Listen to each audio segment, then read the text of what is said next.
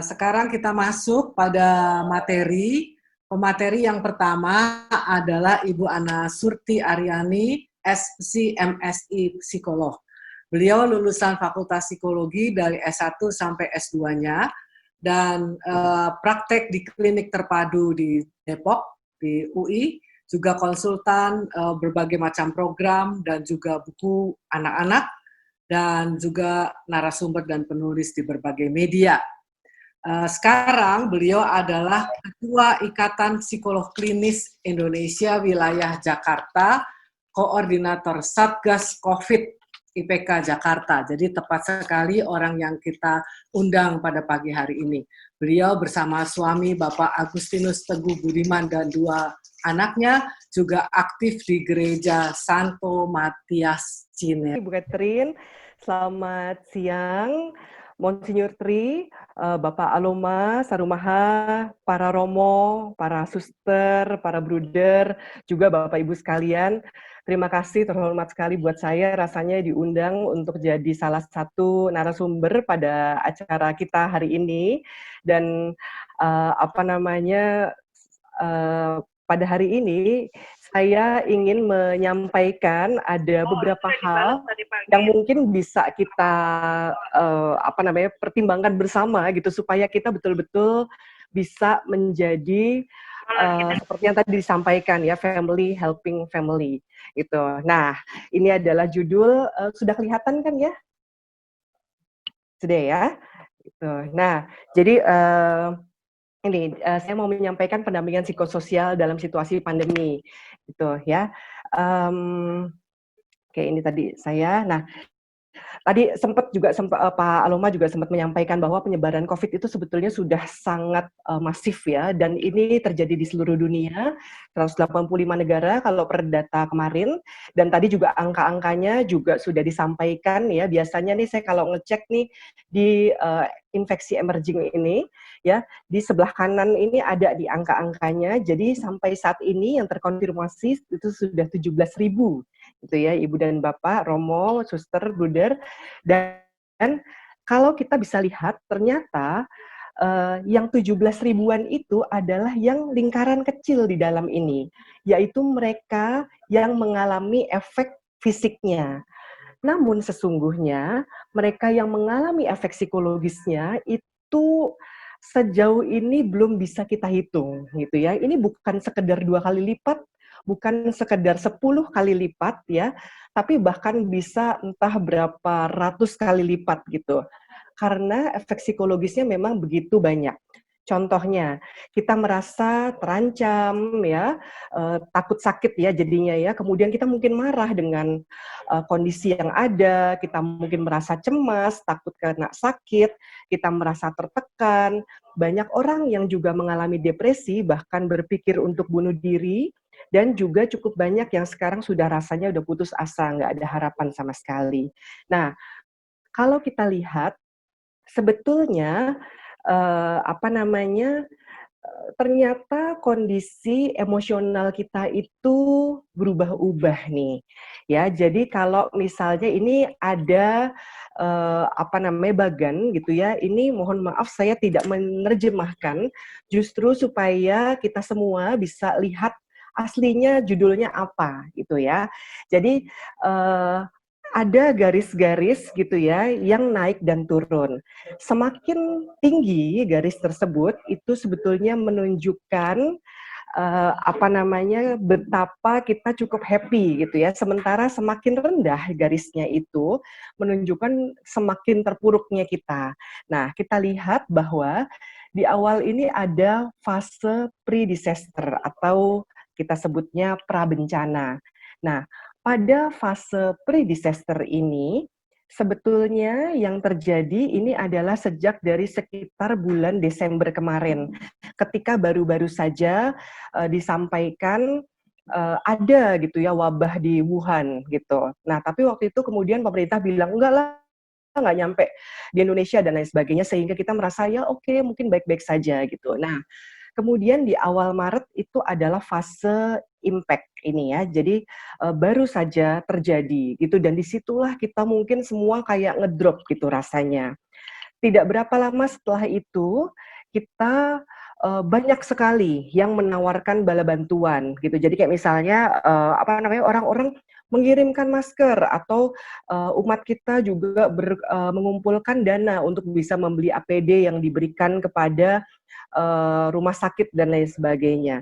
Dan itulah yang kita sebut sebagai fase heroik. Muncullah segala macam rasa kepedulian, rasa ingin membantu orang lain. Dan dengan cepat perasaan heroik ini menjadikan emosi kita itu masuk ke dalam fase honeymoon, ya, fase yang paling happy. Di situ kita merasa bahwa aduh ternyata oke-oke aja kok, kita semua bisa membantu, kita yakin deh pasti bisa melalui ini dengan cepat. Nah, namun sesungguhnya Romo, Bruder, Suster, Ibu dan Bapak, sayang sekali fase ini sebetulnya tidak akan bertahan lama dan kita saat ini sudah memasuki fase setelahnya yaitu disillusionment ya atau kekecewaan atau terhempas kenyataan gitu ya. Nah, di sini kita lihat bahwa garisnya ini langsung turun naik gitu ya. Ini karena kita mulai menyadari bahwa oh ternyata ini nggak selesai-selesai juga ya wabahnya ya. Ternyata kita sudah banyak bantuan tapi ternyata bantuan itu belum betul-betul membantu saya ya gitu. Dan sesungguhnya justru yang perlu kita sadari bersama, fase ini adalah fase yang paling panjang. Ya, kalau ini kita lihat, ini kemarin sudah berlangsung sampai fase honeymoon, sekarang sampai kira-kira bulan Maret yang akan datang, itu atau secepat-cepatnya bulan Januari, itu adalah fase disillusionment ini. Dan baru setelah ininya, anniversary ini ya, jadi artinya 1 tahun setelah pertama kali impact itu terjadi, maka mulailah kita masuk ke fase reconstruction ya atau pembangunan kembali yang sesungguhnya itu di mana kita bisa benar-benar naik. Nah, tidak semua orang bisa lepas sebetulnya dari fase disillusionment ini. Dan memang kalau kita bisa lihat disinilah kita pada saat ini. Nah, supaya kita bisa tahu, kita bisa membantu apa ya untuk saudara-saudara kita cek dulu isinya apa aja sih sebetulnya ya. Jadi, dalam fase disillusionment ini atau menghadapi kenyataan, ada banyak sekali kondisi emosional atau kondisi psikologis yang terjadi pada masyarakat. Pertama, itu adalah hal yang baik ya, bahwa banyak sekali orang yang kemudian menjadi semakin beradaptasi. Kita tahu bahwa kalau misalnya di awal-awal mungkin kerja di rumah, aduh stressful banget. Namun lama-lama oke gitu ya, kan emang kerja di rumah kok gitu, oke tinggal nyalain laptop dan lain sebagainya. Namun kemudian ada juga perasaan gelisah karena situasi belum membaik. Dan ada juga orang-orang yang kemudian marah dengan pengaturan tak konsisten. Kita lihat bahwa kemarin itu semua transportasi terutama yang di daerah Jabodetabek, ya Jawa Barat itu sudah dihentikan. Namun sekarang ini sudah kembali difungsikan lagi gitu ya. Dan cukup banyak orang yang jadi marah gitu. Ini sebetulnya menunjukkan bahwa kita betul-betul sedang masuk di fase disillusionment ini. Dan kemudian ada hal berikutnya kayak misalnya cemas karena kondisi keuangan. Jadi cukup banyak saudara kita yang mengalami PHK dari perusahaannya atau kalaupun bukan PHK itu pengurangan gaji gitu ya. Tergantung posisinya, ada yang 10%, 50% ya dan lain sebagainya. Dan ada pula yang memang mungkin gaji nggak turun, tapi pengeluaran ternyata jadi semakin naik, misalnya karena membeli obat, perawatan kesehatan, dan lain sebagainya. Belum lagi ada ketakutan dan kekecewaan karena harus mengubah rencana hidup. Ada yang misalnya nggak jadi menikah, ada yang kemudian harusnya dia sudah masuk ke universitas tapi ternyata belum juga bisa karena harus menunda gitu ya. Dan biasanya di sini yang berikutnya nih keluhan-keluhan psikologis yang pernah terjadi dan terjadi sebelum bencana itu menjadi bertambah berat. Ya, jadi ini yang kemudian juga menambah masalah sebetulnya. Jadi kalau misalnya katakanlah gini, katakanlah bulan Desember atau November kemarin belum ada bencana ini, dia sudah mengalami depresi. Maka pada saat disillusionment ini, depresi itu bisa jauh lebih berat lagi gitu. Dan ini yang perlu kita sadari bersama, dan ini yang perlu mendapat perhatian supaya saudara-saudara kita yang mengalami bisa mendapatkan bantuan.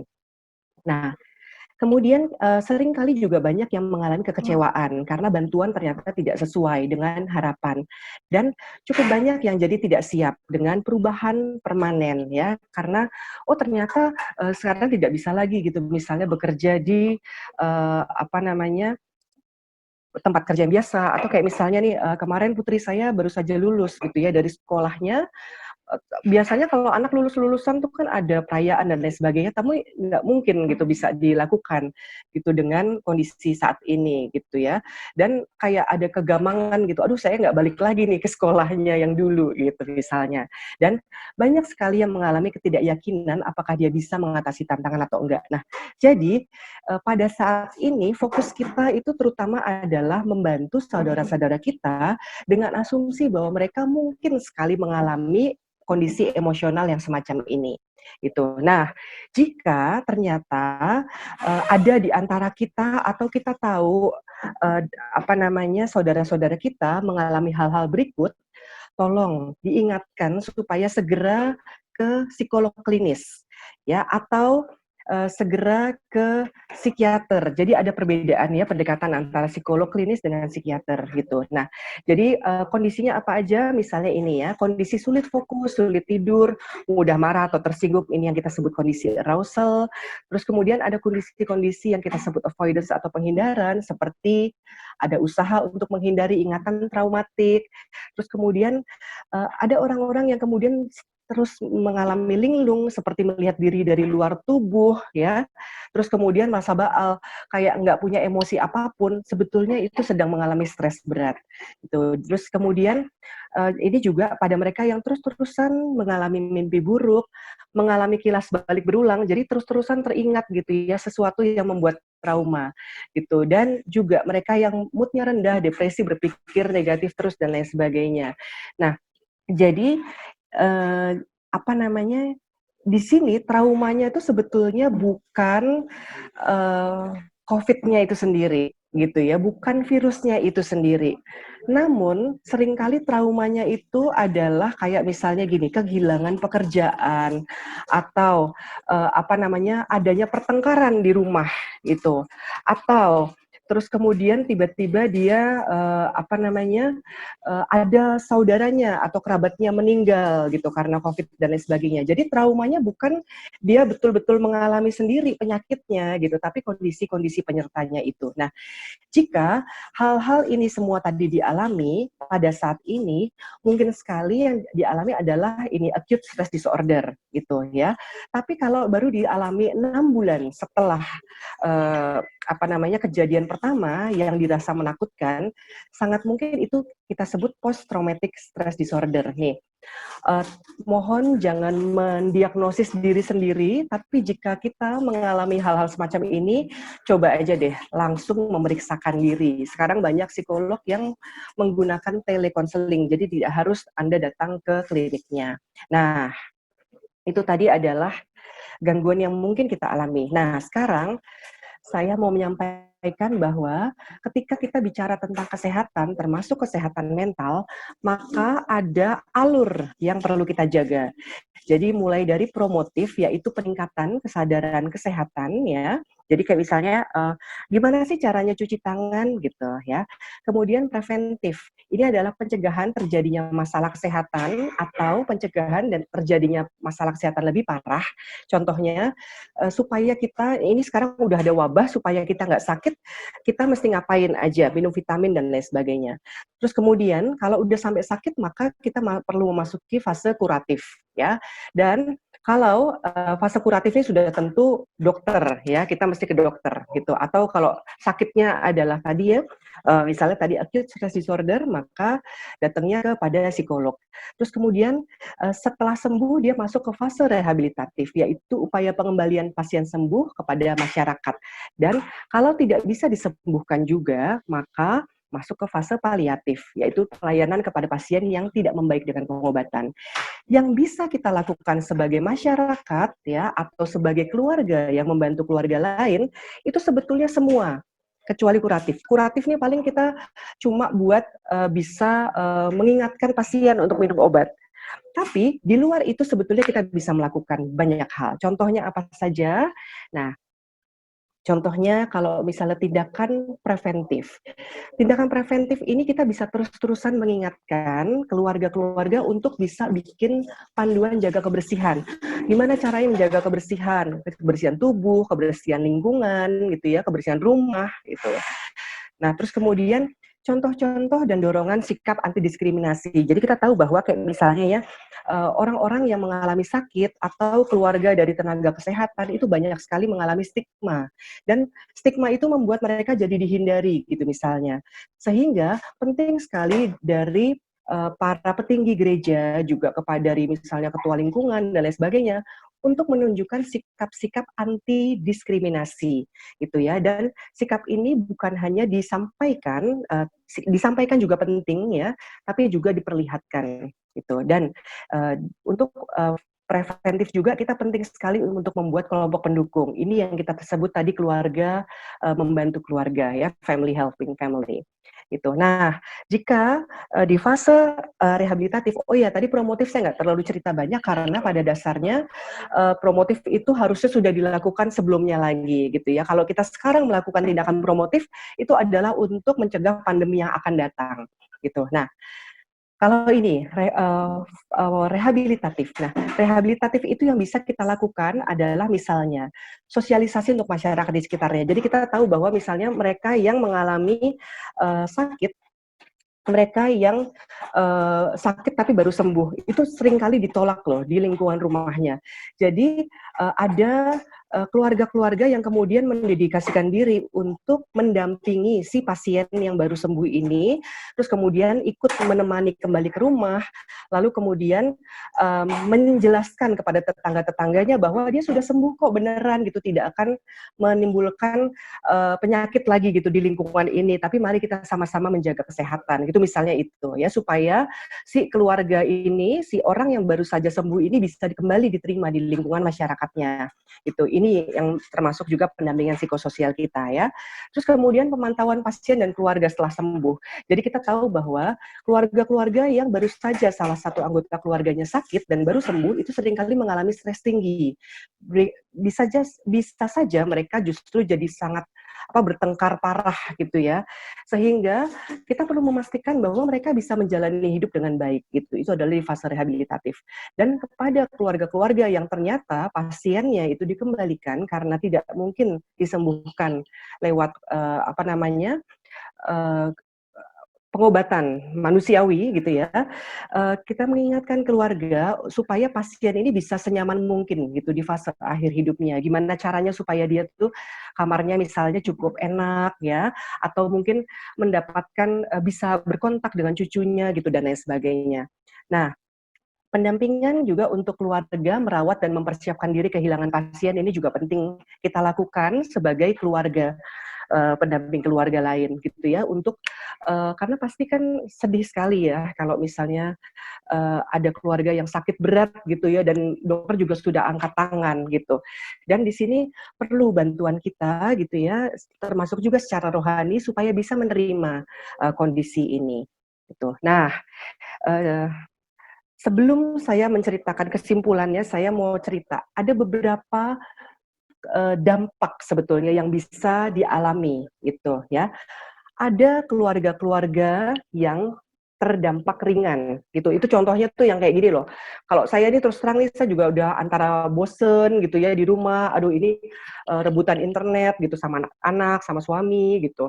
Terus kemudian ada juga kebingungan gitu ya untuk mengajari anak gitu. Kemarin juga tahu kan gitu banyak ibu yang kemudian protes gitu kepada guru-gurunya gitu, guru-guru anaknya gitu. Kenapa kok saya mesti begini gitu? Karena bingung sekali sebetulnya yang dialami gitu. Dan perubahan cara kerja itu juga membuat stres juga gitu ya. Tapi ini kita masih mengklasifikasikan mereka sebagai keluarga yang mengalami stres ringan sehingga itu terdampak ringan.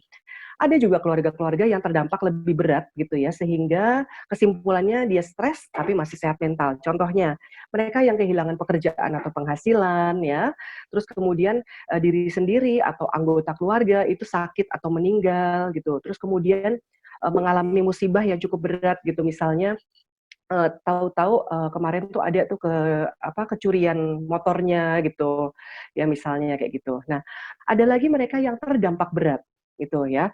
Jadi ini misalnya keluarga-keluarga yang kemudian jadi lebih banyak KDRT, pertengkaran besar terus-menerus, atau termasuk juga keluarga dengan ODMK, orang dengan masalah kejiwaan. Karena kita tahu jika ada ODMK atau berikutnya ODGJ di sini, maka keluarga itu sendiri juga pasti ada perubahan gitu dalam konstelasinya gitu. Dan di sini yang kita golongkan sebagai stres berat gitu ya. Dan yang di kanan ini, yang paling kanan ini itu yang kita sebut sebagai bahkan tidak sehat mental gitu karena terdampak sangat berat. Nah, kabar baiknya adalah kalau kita bicara piramida kebencanaan, maka yang paling besar jumlahnya itu adalah yang terdampak ringan. Yang paling bawah di sini. Yang sedikit lebih kecil jumlahnya itu yang terdampak lebih berat. Jadi misalnya katakanlah masyarakat satu wilayah gitu ya, atau satu gereja gitu kali ya, satu paroki gitu, misalnya katakanlah 5.000 gitu. Nah, 5.000 ini mungkin 4.000 diantaranya tuh terdampak ringan gitu. Terus kemudian misalnya 800 gitu, katakanlah misalnya terdampak lebih berat gitu ya, atau mungkin sedikit lebih banyak. Terus kemudian mungkin cuma katakanlah berapa 100 lah atau gitu ya, terdampak berat gitu. Dan sisanya itu ya cuma berapa puluh lah, itu yang terdampak sangat berat gitu. Nah, jika sudah sampai terdampak sangat berat, maka yang bisa menangani itu sayangnya hanya para spesialis. Jadi kalau dalam kondisi stres berat ya, terdampak sangat berat ya, ODGJ tadi, maka yang bisa menangani itu adalah psikolog klinis gitu ya dan psikiater.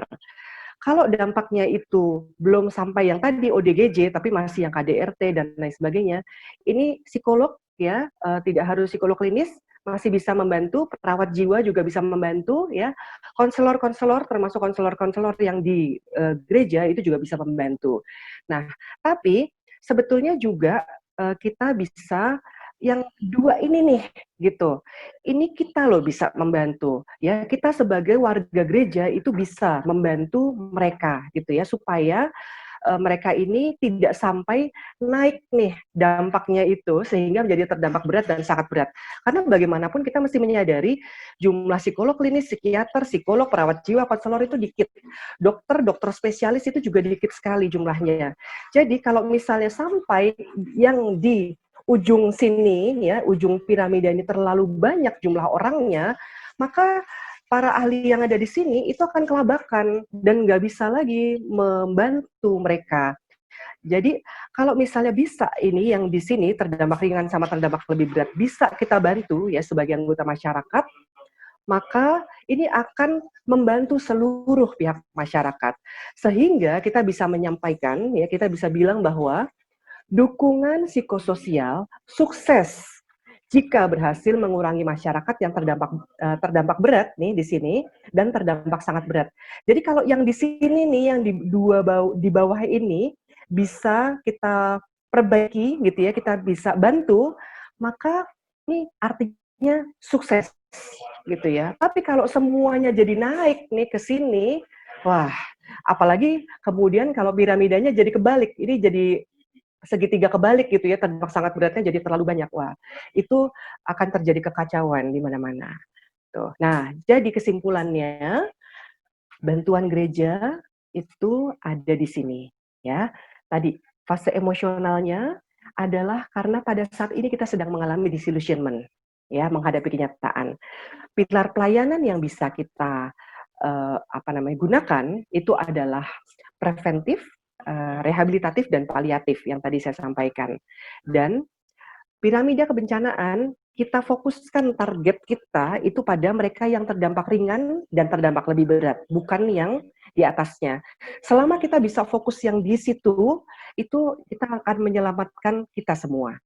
Gitu. Nah, jadi ini sih saya cuma mengingatkan aja, hello, walaupun kita hidup di masa yang sangat sulit ya, jangan lupa masa depan kita masih bisa cerah kok. Itu ya, ini kabar baik kan? Ya. Nah, dan ini mungkin saat ini badai memang sedang melanda.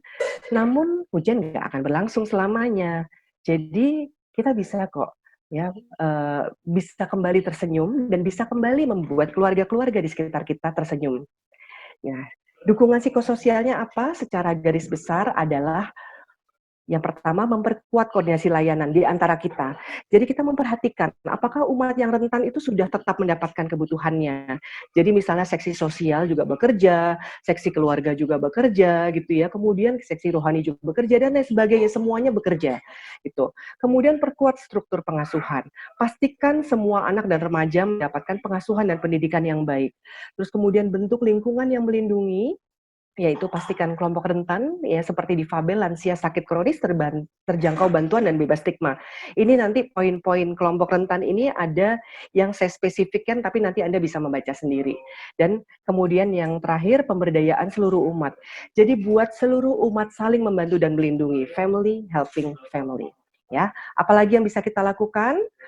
Pastikan informasi akurat yang dibutuhkan umat tersedia dan mudah diakses. Ini contohnya, kalau misalnya umat tuh bingung, ini kita kalau mau ngaku dosa gimana ya?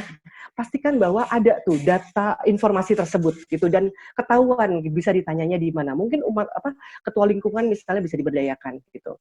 Kemudian usulkan ide kegiatan seru untuk tetap membiasakan PHBS atau perilaku hidup bersih sehat pada keluarga. Jadi di sini katakanlah ketua lingkungan gitu ya atau komkel itu bisa mengingatkan kembali nih keluarga-keluarga itu supaya kembali PHBS. Lalu sensitif kepada keluarga yang berduka dan beri kesempatan untuk berkabung.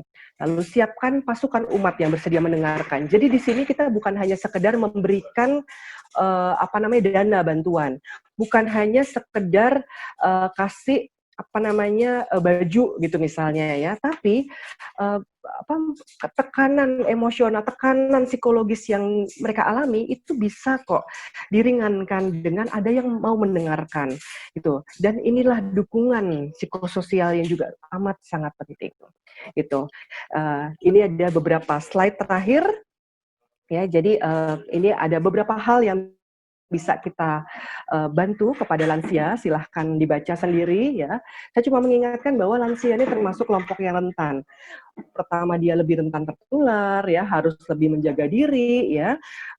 Padahal kadang-kadang juga mengalami kesulitan kan, kayak misalnya kayak ibu saya sekarang kemudian juga terpisah gitu dari keluarga, dia hidup sendiri gitu karena ayah saya sudah meninggal.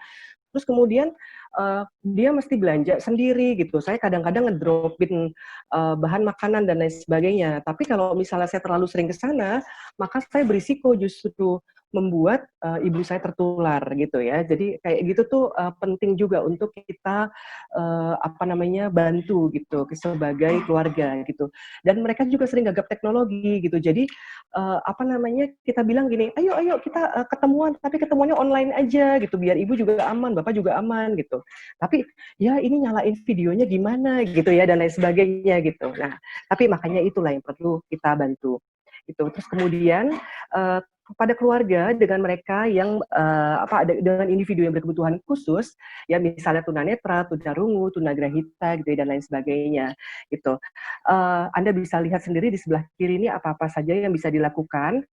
Saya cuma mengingatkan saja bahwa keluarga ini bagaimanapun punya banyak masalah dalam keseharian aja mereka juga punya banyak masalah gitu sehingga di fase yang sekarang ini ya sudah tentu masalahnya jadi jauh lebih besar lagi.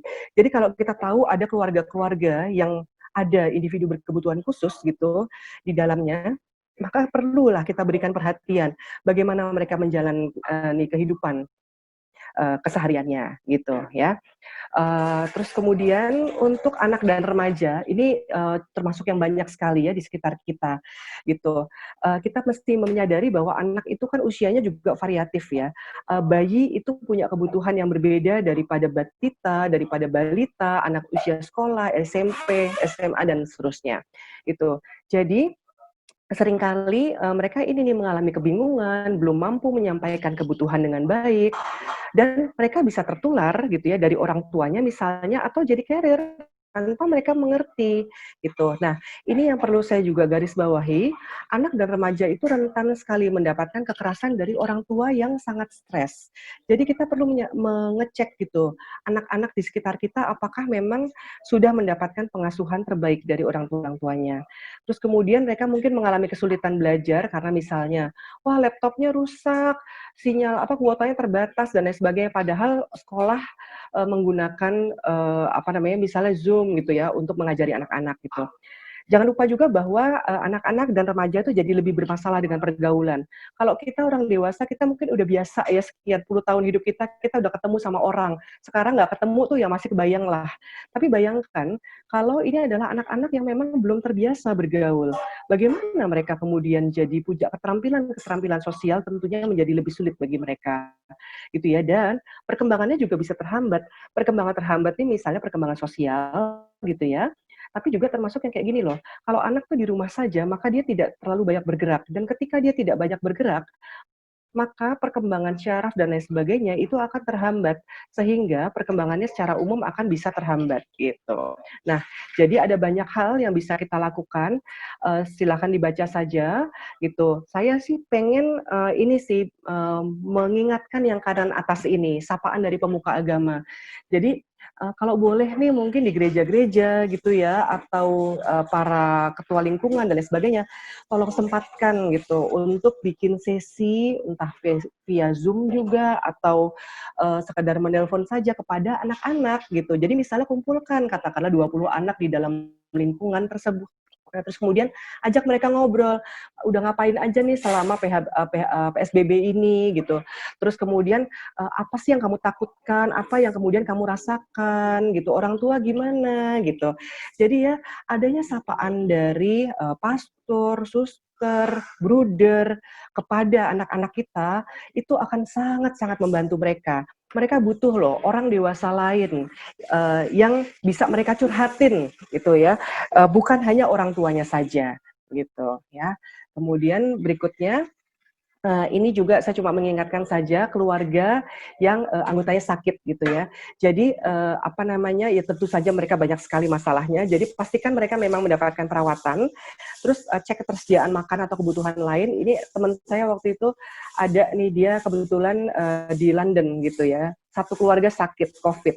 Kemudian kebetulan ada teman lainnya gitu yang tinggal di London juga gitu ya. Terus kemudian si teman ini dengan baik hatinya dia setiap hari memasakkan dan mengirimkan masakan, tapi supaya sama-sama tidak ketularan dan menulari, si teman yang sehat ini mengirimkan masakannya tuh ditutup terus ditaruh aja di pagar, sehingga ketika dibutuhkan si teman yang sakit itu bisa mengambil makanan tersebut dari pagarnya karena dia udah nggak mampu lagi memasak untuk keluarganya gitu. Nah, tidak semua pasien itu bisa dirawat dengan dari rumah sakit pemerintah gitu ya. Tapi ada juga banyak yang di rumah sakit swasta dan terus terang itu mahal banget gitu. Jadi cermati bagaimana mereka mendanai perawatan tersebut gitu dan ingatkan anggota keluarganya juga untuk tes.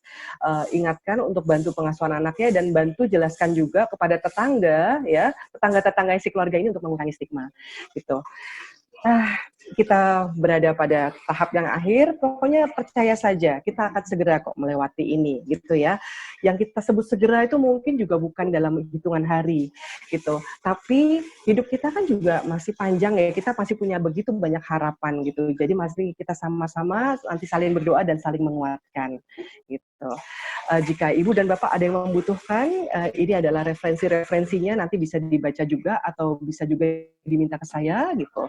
Dan terima kasih ya, kalau ada yang mau mengontak saya silahkan dikontak di sini. Dan saya kembalikan kepada Ibu kepada Ibu Catherine. Silakan Ibu, terima kasih banyak atas kesempatannya. Mo Julius Sunardi SCY. Ya, beliau sekarang berada di Yogyakarta yang bertugas sebagai pembina atau pendidik kalangan iman religius.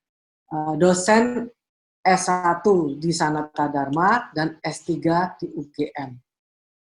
Beliau juga seorang psikolog dan konsultan pendidikan, pemberi seminar, workshop, ya, dan beliau lulusan dari Milwaukee. Nah, saya persilakan Romo Julius Sunardi.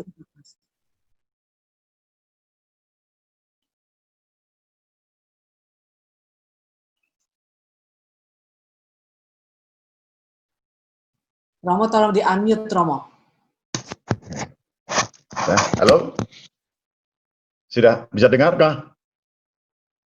Bisa, Romo. Dan Romo juga, Romo, Bapak Ibu, Romo juga punya slide, ya, jadi jangan khawatir. Karena dengarkan Romo, nanti slide-nya juga akan dikirimkan. Silakan Romo. Oke. Selamat siang para Romo, Bapak Uskup, para suster, para bruder frater. Kita berdiskusi tentang pandemi, efek, dan pendampingan yang seperti apa yang semestinya bisa kita berikan. Kita sudah dibantu oleh Ibu Nina tentang dampak psikososial yang sedemikian besar untuk kita semua, bukan hanya yang terkena, tetapi juga kita semua yang hidup di dunia ini. Maka pada awal sesi saya ingin mengajak para Romo untuk membangun kesadaran tentang keadaan kita, bahwa kita sedang dalam situasi krisis. Yang kedua, saya akan mengajak para Romo untuk mengambil sikap dan sekaligus mencari tahu apa tantangan iman dalam situasi pandemi ini. Dan baru kita akan pada akhir berbicara tentang hidup keluarga yang saya beri judul ini sebagai miniatur kerajaan Allah. Kerap kali kita memakai keluarga sebagai unit yang terkecil, tetapi saya merasa kita perlu ingin membahasakan ulang keluarga dengan suatu arah yang lebih rohani. Maka saya beri judul hidup keluarga sebagai miniatur kerajaan Allah. Oke, kita mulai dengan bagian yang pertama. Sense of crisis. Kalaupun kita berada dalam situasi yang sama, pandemi, dan segala akibatnya, hiruk-pikuknya, tapi ternyata tidak selalu kita itu memiliki kesadaran akan keadaan krisis ini. Tidak semua Romo sungguh-sungguh bisa merasakan secara langsung bahwa kita itu berada dalam keadaan krisis. Karena memang situasi kita berbeda, kerap kali hal-hal yang terjadi di antara umat tidak langsung secara radikal mengubah keadaan kita. Kita berada dalam kondisi yang relatif stabil, relatif nyaman, aman, dan seperti kita jauh dari perubahan-perubahan atau keadaan krisis yang terjadi. Saya hidup di komunitas religius di sini, dan semua frater tetap melakukan pekerjaan-pekerjaannya dengan baik, dengan cara mereka.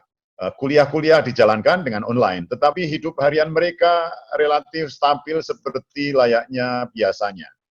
Maka kondisi seperti ini tidak memungkinkan atau membantu secara langsung bahwa ada keadaan krisis yang sungguh terjadi, yang sungguh mengubah keadaan. Demikian juga saya yakin para imam, para suster yang hidup di dalam komunitas, kita kadang tidak sungguh-sungguh terkena oleh situasi krisis yang begitu luar biasa ini. Maka kesadaran akan situasi krisis ini sangat diperlukan. Tanpa kesadaran ini kita tidak akan bergerak, kita tidak akan merespon, kita tidak akan merasa sesuatu yang mencemaskan, kita tidak seperti merasa dalam situasi bahaya. Padahal kita tahu ini situasinya sangat genting. Maka saya menyebutnya ini, kesadaran akan krisis. Kita perlu memiliki suatu kesadaran, perasaan sepenanggungan bersama orang lain, bahwa kita semua ini sedang dalam situasi yang sangat susah. sangat tidak menentu, sangat terancam oleh bahaya, bahkan kematian yang tidak terlihat. Tetapi sebenarnya kalau kita keluar dari biara dan berjalan ke pasar atau ke tempat yang publik, kita akan menjadi tahu bahwa krisis itu sungguh nyata, mengancam kehidupan, membahayakan hidup. Dan kita juga berduka bersama banyak orang yang harus kehilangan nyawa mereka. Bukan hanya situasi yang seperti ini, kita juga berada dalam suatu isolasi genting. Nah, inilah keadaan krisis akibat COVID ini. Kesadaran bersama, perasaan bersama, perasaan sepenanggungan bersama dengan orang lain. Nah, keadaan krisis ini mengubah banyak hal. Yang pertama tentu saja kita menyaksikan perubahan-perubahan yang sedemikian banyak dalam berbagai segi hidup. Ada suatu kekacauan yang sangat susah untuk dicerna. Ada suatu perubahan-perubahan yang beraneka ragam. Yang kedua, ritme hidup harian. Itu tidak bisa dijalankan lagi. Hal-hal biasa yang sudah seperti lumrah, seperti otomatis kita lakukan. Seperti pada umumnya kita tidak berpikir lagi. Sekarang ini seperti berubah dan tidak bisa dijalankan lagi. Maka jelas ada ritme hidup yang berubah. Yang ketiga, cara hidup, cara kerja, bahkan dari sisi iman, cara kita berdoa, cara kita beribadat, yang lama tidak bisa difungsikan lagi. Harus memulai belajar suatu cara yang baru. Inilah perubahan-perubahan cara hidup, kerja, beribadat yang memang mengharuskan kita menyadari bahwa betul ada suatu perubahan yang membuat cara lama itu tidak bisa difungsikan lagi.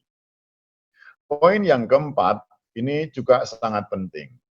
Akibat krisis ini, saya melihat ada bentuk-bentuk keterpisahan, bentuk-bentuk isolasi. Beberapa umat ini mengirim SMS dan sedih menangis karena tidak bisa menghadiri pemakaman saudara-saudarinya. Kemudian membuat sedih karena seperti tidak bisa berpartisipasi di dalam kedukaan bersama dengan keluarga. Anak tidak bisa hadir pada pemakaman ayahnya atau ibunya. Atau ibunya tidak bisa hadir di dalam kedukaan anaknya. Keterpisahan dan situasi terisolasi ini sungguh real. Sungguh real. Terus juga berkaitan dengan komunikasi. Saya sempat berdiskusi, berbicara, bersharing, mendengarkan keluh kesah dari seorang suami yang terkena COVID. Dia harus tentu saja terisolasi, mengkarantina diri untuk waktu yang diperlukan. Sampai akhirnya dinyatakan sembuh, tidak menular lagi. Namun ketika dia pulang, dia pun tetap harus mengisolasi diri. Dan ketika secara resmi, secara medis dinyatakan bahwa tidak lagi menular dan sungguh sembuh total, masih ada sisa yang sangat menyesakkan hatinya, yakni relasi dengan istrinya, dengan anak-anaknya. Dia sendiri takut kalau kondisinya itu masih bisa menular. Di sisi lain juga istrinya, anak-anaknya menjadi gelisah cemas. Antara mencintai, antara ingin berrekonsiliasi dengan keadaan. Ini suatu ketegangan yang tidak kecil.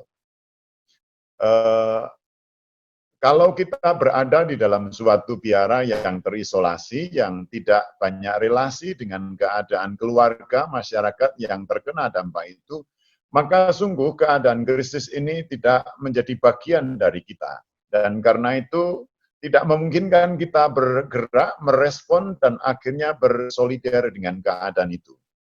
Maka sungguh-sungguh kesadaran bahwa krisis ini menciptakan suatu keterpisahan, isolasi, dan persoalan dalam komunikasi. Sekarang ini pun masih komunikasi itu tidak bisa berlangsung seperti adanya. Perlu suatu adaptasi yang baru terhadap keadaan yang berubah ini. Dampak yang kelima tentu saja seperti dilukiskan oleh Bu Nina tadi, untuk pemulihan, untuk berpikir masa depan, ini pun juga sangat merisaukan. Mereka mengalami suatu ketidakpastian. Kapan akan berakhir? Berapa lama lagi? Pertanyaan-pertanyaan yang menggelisahkan. Terus resources yang ada, kerap kali juga membuat mereka gelisah. Apakah masih cukup untuk bertahan? Kalau tidak, bagaimana? Apakah mampu untuk memulihkan keadaan ketika mungkin dia memulai sesuatu yang baru kelak? Dan persoalan lain bagaimana memulihkannya. Nah, kelima aspek ini sungguh-sungguh real dialami oleh masyarakat, oleh keluarga-keluarga, baik itu Katolik atau non-Katolik. Dan yang terakhir yang belum saya sebut, ialah karena perubahan-perubahan, ritme hidup, cara hidup, keterpisahan, ketidakjelasan tentang masa depan, maka bagian yang keenam yang tidak tertulis ialah kita menyadari tentang hilangnya sumber-sumber kegembiraan yang dialami oleh umat beriman, oleh keluarga, oleh banyak orang. Sumber-sumber kegembiraan yang dahulu begitu pasti bagi mereka, sehingga seperti tidak harus berpikir banyak, ini mulai tidak bisa ada lagi. Dan ini tentu sangat mencemaskan seperti yang dilukiskan oleh Bu Nina tadi. Maka memang sungguh kita perlu menyadari ada berbagai perubahan ekstrim yang tak biasa dalam ekonomi, pendidikan, sosial, politik, transportasi, budaya, keagamaan, yang menjelaskan tentang hilangnya tanda-tanda kehidupan, kedamaian yang memang seakan-akan meluntur dan makin susah untuk dialami. Keadaan kacau, keadaan sangat mencemaskan. Dan tentu dalam keadaan ini jangan sampai kita lupa pada orang-orang yang langsung terkena. Perlu berkesusahan, berduka bersama dengan jutaan orang seluruh dunia akibat COVID, juga saudari-saudara dari Indonesia yang sungguh-sungguh kehilangan. Mereka berkesusahan, berduka, berada dalam situasi genting yang sangat berat. Tetapi ini pun tidak mendapatkan suatu dukungan dari banyak orang karena ketakutan-ketakutan yang dialami oleh mereka sendiri dan demikian risiko-risiko yang ada. Maka orang yang menjadi korban dan termasuk keluarga yang menjadi korban COVID ini berada di dalam kondisi yang sungguh-sungguh membutuhkan bantuan. Tak terkecuali tentu saja seluruh umat beriman, kita semua dan umat yang kita layani. Mereka seperti dilukiskan tadi merasakan suatu tekanan-tekanan, stres psikososial dan rohani yang tidak ringan. Maka kita perlu menyadari bahwa sungguh kita berada dalam suatu krisis. Di sisi lain kita perlu mengingat banyak orang yang sudah banyak berjasa, yakni para medis, para perawat. Walaupun berjasa, toh kita juga sadar bahwa tidak semua mereka bisa bergabung dengan keluarganya dan tetap berada di dalam kondisi yang sangat menyesakkan. Maka ada suatu pertanyaan besar mengakhiri situasi krisis ini. Sebagai gereja, terutama keluarga Katolik, kita pun menghadapi tantangan serupa. Bagaimana gereja mendistribusikan perhatian pastoral secara adil, efektif bagi anggota-anggotanya, terutama yang paling menderita. Ini pertanyaan rohani, pertanyaan pastoral, pertanyaan komisi keluarga, yang tentu saja sangat susah untuk dilakukan. Distribusi perhatian pastoral, kepedulian ini sangat berisiko, tetapi ini harus dilakukan dan tetap harus dijawab. Yang kedua tentu saja, bagaimana iman Kristiani dihayati dalam situasi pandemi. Ini menyangkut umat beriman sendiri, keluarga-keluarga yang bergumul dalam situasi yang memang tidak ringan ini. Mereka kehilangan sumber kekuatan, sumber kegembiraan, dan maka mencari juga kekuatan baru untuk bisa hidup dalam pengharapan yang semakin baik. Maka pertanyaan rohani yang ada, bagaimana iman menggerakkan keluarga untuk menolong dan saling solider. Ini bagian pertama. Moga-moga dengan presentasi ini para Romo, Suster, Bruder, sungguh-sungguh mencecapi keadaan krisis yang menyentuh banyak orang, keluarga, sehingga kita disadarkan juga untuk merespon, untuk peka, berempati dengan keadaan. Apa yang kita alami di dalam biara yang terisolasi sungguh-sungguh membuat kita terbatas dalam akses pada penderitaan umat beriman. Maka saya melontarkan ini, sense of crisis should be ours too. Bagian yang kedua, ini menyangkut sikap iman dalam situasi pandemik. Dalam keadaan yang krisis itu, maka kita bertanya bagaimana iman bisa bermakna, bagaimana iman bisa punya faedah, bisa sungguh-sungguh memberi jawaban pada keadaan krisis itu, pada orang-orang yang stres yang dilukiskan Bu Nina. Keluarga-keluarga yang seperti mengalami kebingungan bagaimana menjalani hidup dalam keluarga, termasuk dalam parenting, dalam mengasuh anak, mengajarkan. Semua itu menantang iman untuk bergerak, untuk merespon. Namun ada suatu kondisi yang rupanya menyulitkan sikap iman itu untuk bisa terwujud. Saya menggambarkan kondisi yang ambigu itu dalam slide yang seperti ini. Sesuai dengan pesan Injil, sesuai dengan pesan utamanya, kita dipanggil untuk mencintai sesama seperti mencintai diri sendiri. Ini dua hal yang harus bergerak bersama. Mengapa keduanya harus bersama? Karena memang hidupku, hidup kita, hidup sesama, hidup bersama. Ini sama martabatnya, sama nilainya untuk diterima, untuk diakui, untuk diperjuangkan, untuk dicintai, dan untuk disyukuri. Hidup kita bersama, nilainya sama, martabatnya sama, dan karena itu harus dipertahankan. Namun memang tidak serta-merta gampang.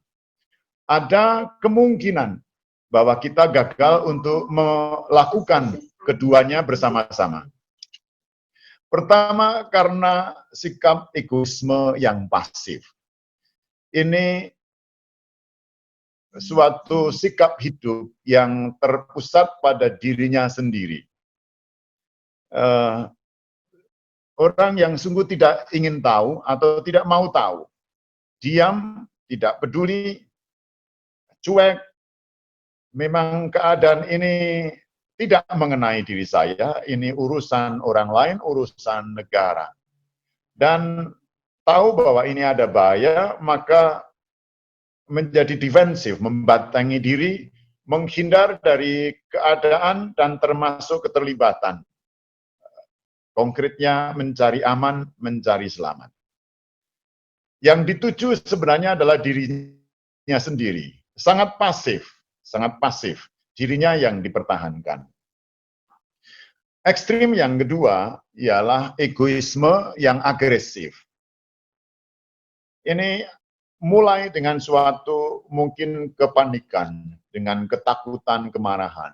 Tetapi karena tidak mampu untuk menerima, maka mulai menyalahkan, mencari kambing hitam tentang keadaan yang terjadi. Mencari kesalahan-kesalahan orang, publik, atau siapapun juga yang seperti mengubah keadaan mereka. Maka ada tuntutan-tuntutan yang diberikan ke dunia eksternal orang lain. Bahkan juga ada kelompok-kelompok yang mencari untung atau pribadi-pribadi yang justru di dalam keadaan krisis ini mencari keuntungan. Ada yang merampok juga, ada yang menipu, mencuri, memberontak, menyerang, bahkan ini yang seperti dilukiskan oleh Bapak Paus kita minggu lalu, ini terjadi kekerasan keluarga. Barangkali agresivisme egoisme agresif ini muncul dari suatu ketidaksadaran bahwa kita berada dalam suatu krisis yang bukan hanya terjadi pada dirinya sendiri, tetapi pada semua orang. Orang ini tidak berpikir, tidak menghadirkan orang lain, hanya dirinya sendiri dan agresif. Maka keadaan pasif dan agresif ini sebenarnya sama, tidak menyertakan orang lain di dalam lingkaran hidupnya. Masih ada kategori yang kedua menurut saya. Sifatnya tidak individual, tetapi kolektif. Karena ketakutan terhadap perubahan-perubahan atau ketidaknyamanan, keterancaman ini, maka secara kolektif ini menyimpan kekayaan atau kenyamanan hidup komunal, keluarga, untuk menjamin masa depannya. Kelompok ini seperti mempertahankan resources-nya atau apa yang dimiliki karena memang berpikir tentang masa depannya.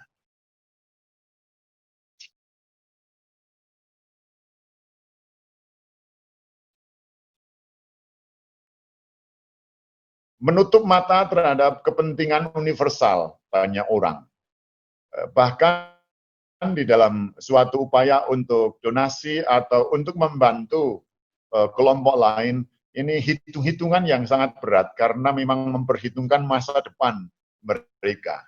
Maka dalam arti tertentu ada sikap hidup kolektif yang seperti ingin selamat sendiri, ingin mempertahankan kelompoknya sendiri. Ada keluarga lain juga yang mungkin berpikir orang lain atau kelompok lain lebih hebat, lebih mampu. Maka disinilah ada kolektivisme pasif, mengedepankan kelompok sendiri dengan membiarkan orang lain, kelompok lain bergerak sendiri. Ini pasif, pokoknya tidak terlibat. Dan yang kolektif tentu saja ada, yakni mengambil, menguasai resources kelompok keluarga lain dengan menyalahkan kelompok lain juga atau mencari keuntungan-keuntungan komunal. Atau dengan menebarkan macam-macam kejahatan demi keselamatan suatu kelompok. Atau menghalangi kerja kelompok lain, mendiskriminasi, menindas kelompok, atau juga menyerang, mematikan kelompok lain. Ini agresivitas kolektif. Nah, kalau yang egoisme pasif itu sungguh-sungguh individual, terjadi di dalam dinamika personal. Kalau kita tidak menyertakan orang lain di dalam pertimbangan kita, dalam pikiran kita, dalam kepekaan hati nurani kita, maka saya yakin ini yang diperjuangkan adalah diri sendiri. Tidak mampu kita akan mengambil sikap iman untuk orang-orang yang menderita. Demikian juga secara kolektif.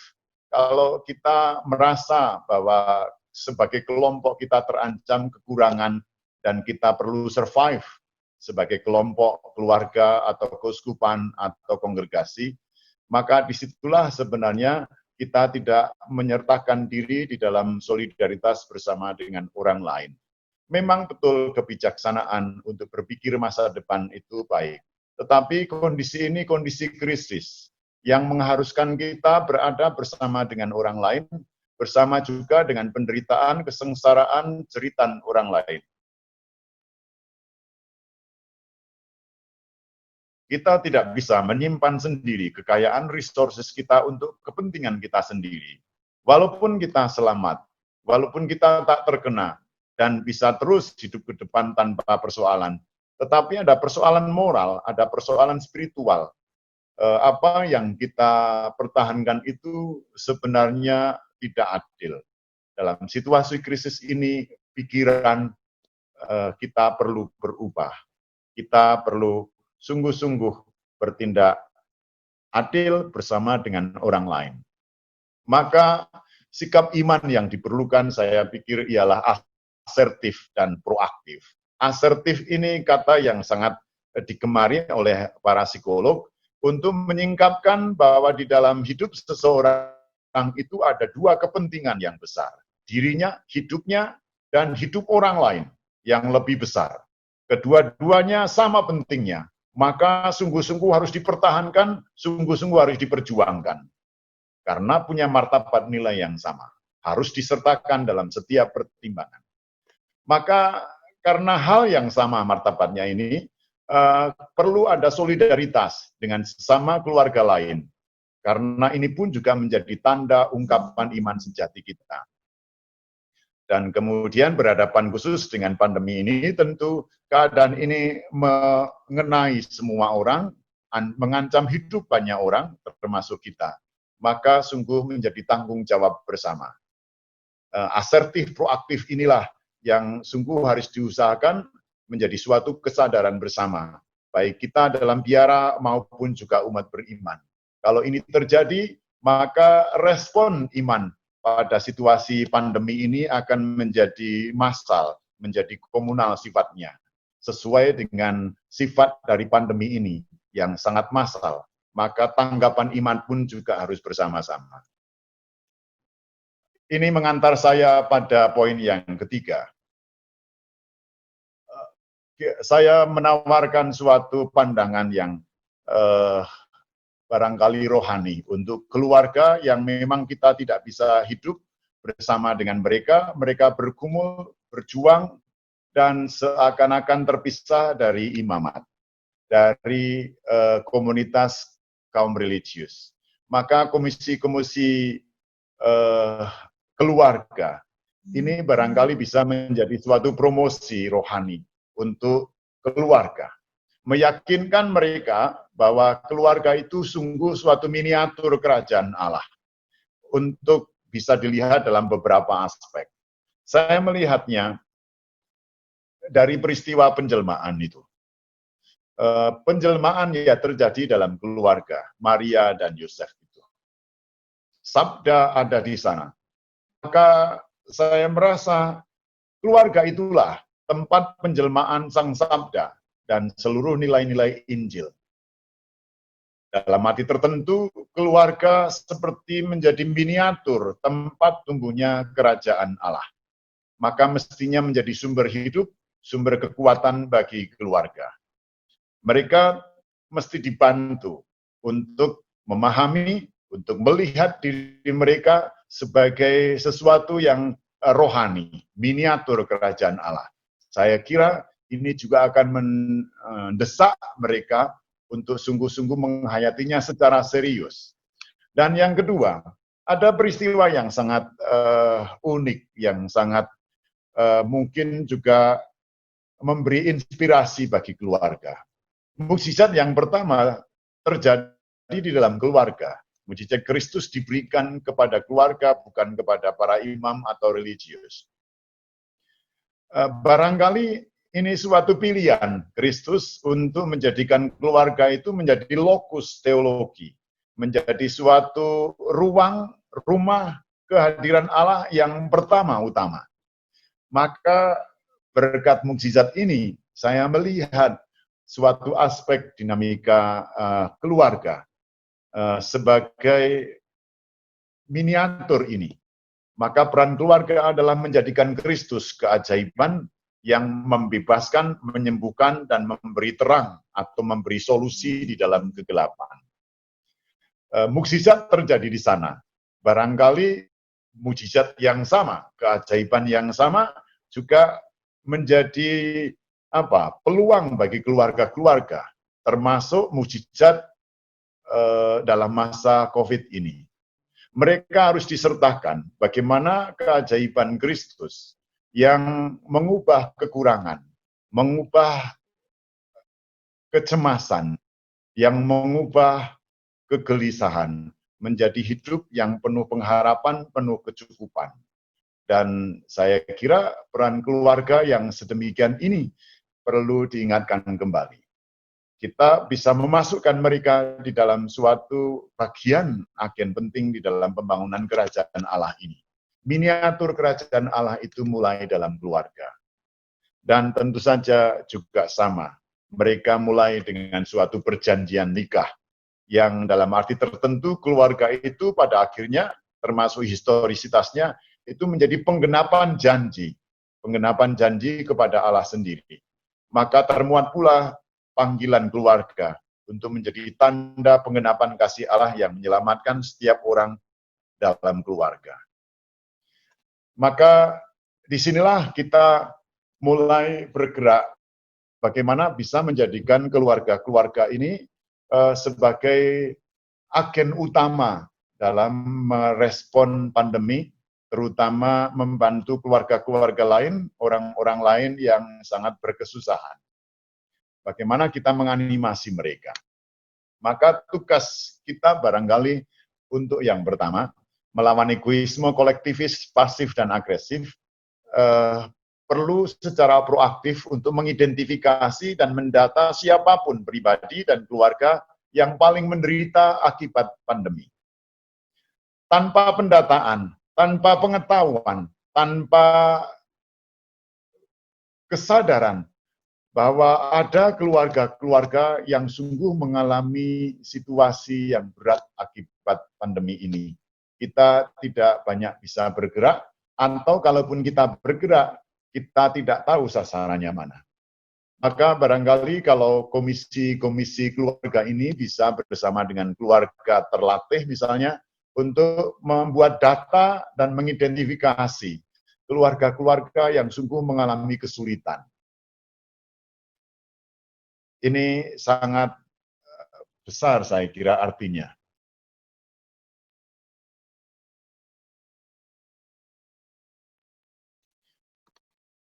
Maka identifikasi seperti apa? Terutama kalau ternyata ada keluarga yang terkena COVID-19 ini.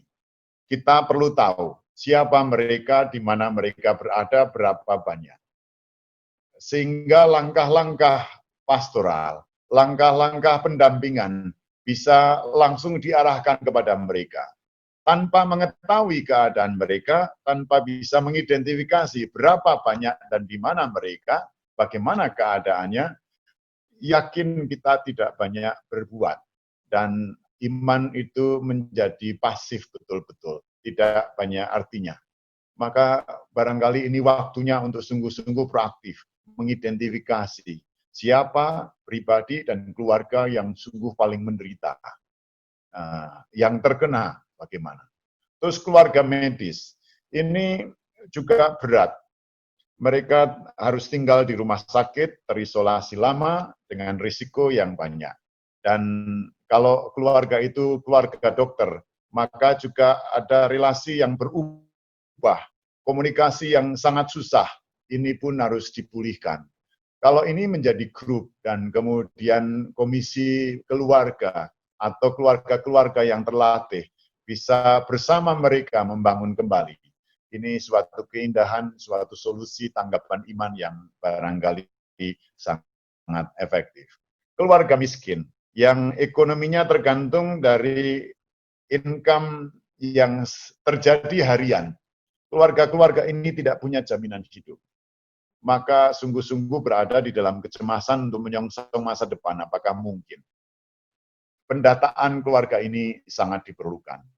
Dan kemudian ada keluarga yang saya sebut mandek, tetapi sebenarnya konfliktual.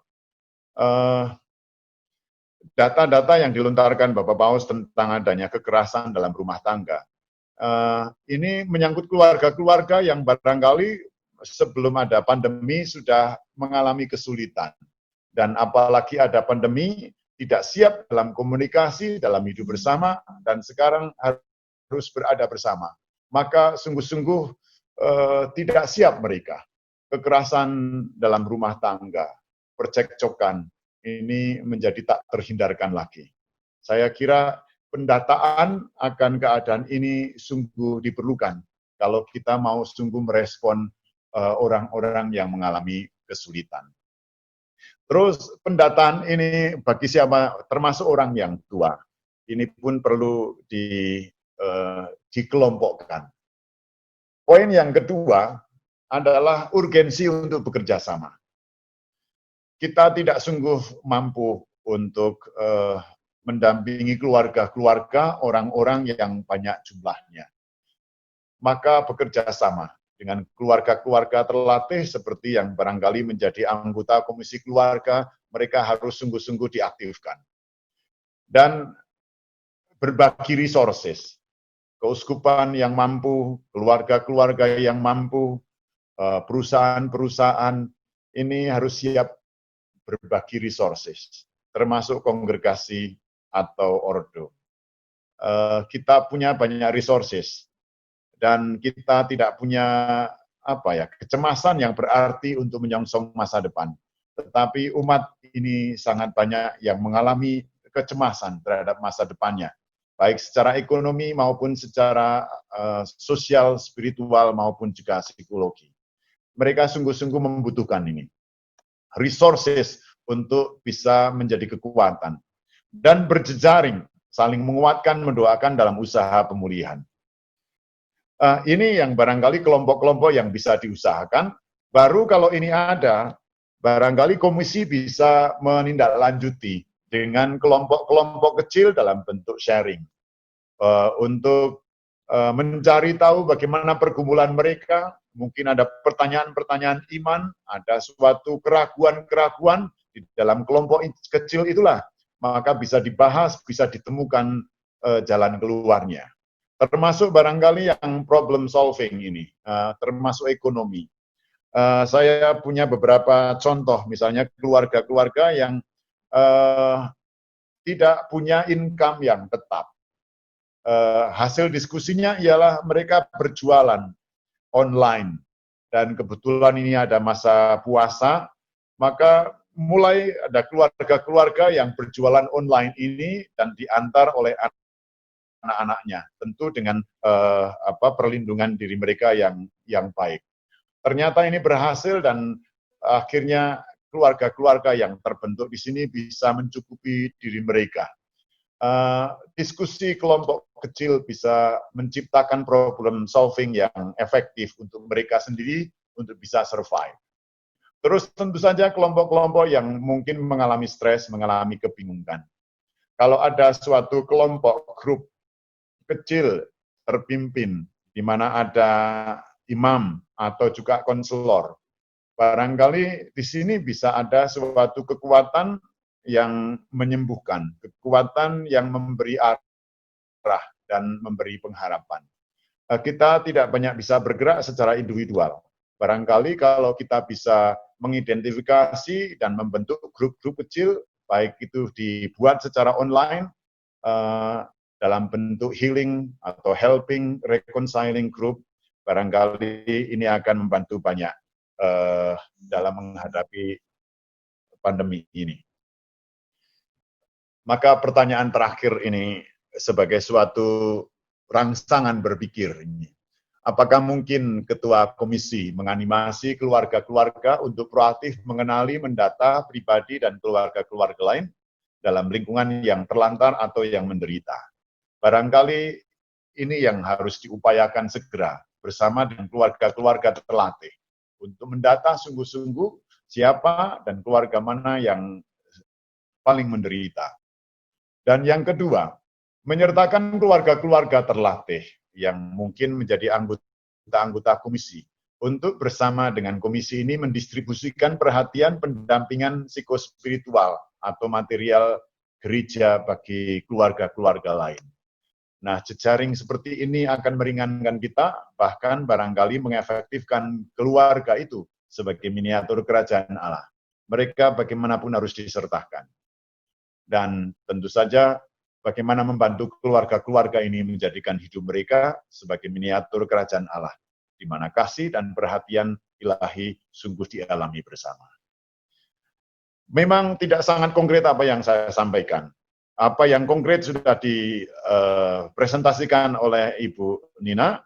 Saya kira dari sisi sana sudah sangat jelas langkah-langkahnya. Tetapi sebagai suatu komisi gerak pastoral, apa yang saya pikir ini barangkali akan mengefektifkan gerak dan termasuk merupakan sikap iman yang perlu direalisasikan bersama dengan keluarga-keluarga. Saya kira begitu, terima kasih banyak, dan moga-moga kita pun bisa membangun family helping family as a way of responding the condition that is so critical. Thanks, God bless. Terima kasih banyak para Romo, Pak Uskup, dan para suster, dan semuanya. Saya menjawab bagian yang pertama, bagaimana membantu keluarga yang mengalami stres dan konflik di antara mereka.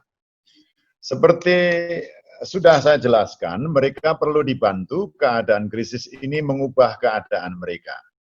Ini harus dijelaskan, mengubah keadaan mereka, ritme hidup berubah, cara hidup, cara kerja berubah, sumber-sumber kegembiraan yang biasanya dimiliki hilang. Masing-masing partner, suami atau istri, ini perlu melihat ini. Harus sadar bahwa ada sesuatu yang hilang. Menyadari bahwa yang hilang itu bukan hanya dirinya yang mengalami kehilangan sumber kegembiraan, tetapi partnernya juga mengalami kehilangan sumber kegembiraan itu. Kesadaran harus dibangun bersama di antara mereka berdua. Dan yang langkah berikutnya adalah menyadari bahwa cara hidup, cara kerja, cara komunikasi yang sebelumnya efektif, sekarang tidak bisa digunakan lagi. Tidak efektif lagi. Maka berdasar sumber-sumber yang hilang dan kemudian cara kerja, cara berkomunikasi yang tidak efektif ini, mereka berpikir dalam keadaan yang susah ini apa yang bisa dibuat, apa yang bisa dikerjakan bersama untuk mengurangi stres dan sekaligus untuk mengembalikan sumber-sumber kegembiraan yang ada. Nah, mengenali sumber-sumber kegembiraan yang hilang itu penting. Kalau mereka bisa dibantu, misalkan saja dengan pertanyaan, apa saja yang dahulu menggembirakan kamu berdua, Bapak Ibu? Apa saja? Dalam hidup harian, dalam mingguan, atau setiap dalam komunikasi, apa saja? Nah, membantu mereka menemukan suatu pengganti sumber kegembiraan itu dan melakukannya pelan-pelan. Maka barangkali stresnya akan berkurang. Mereka tidak akan fokus pada apa yang buruk saja, tetapi mulai mendapatkan kegembiraan dari hal-hal baru yang mereka buat bersama. Tentu perlu kesabaran dalam hal ini, dan cara baru ini tentu tidak gampang. Mereka perlu dibantu untuk pelan-pelan melakukannya. Saya kira ini keluarga yang stres. Terus poin yang penting juga untuk keluarga ini ialah membedakan apa yang menjadi fungsi-fungsi penting di dalam hidup mereka. Umumnya orang memiliki aneka macam fungsi yang berbeda, tanggung jawab personal yang berbeda-beda. Ibu memiliki tugas barangkali masak, suami memiliki apa. Nah, mengenali tanggung jawab menurut porsi-porsinya dan membantu mereka untuk menjalankannya sesuai dengan tanggung jawabnya, ini juga akan membantu mereka fokus pada apa yang dibuatnya. Apa yang menjadi urusan partnernya juga harus dikerjakan oleh mereka sendiri, tanpa mencampuri. Ini akan membantu mereka untuk berpikir tentang orang lain, tentang kesalahan-kesalahannya atau sumber-sumber stresnya.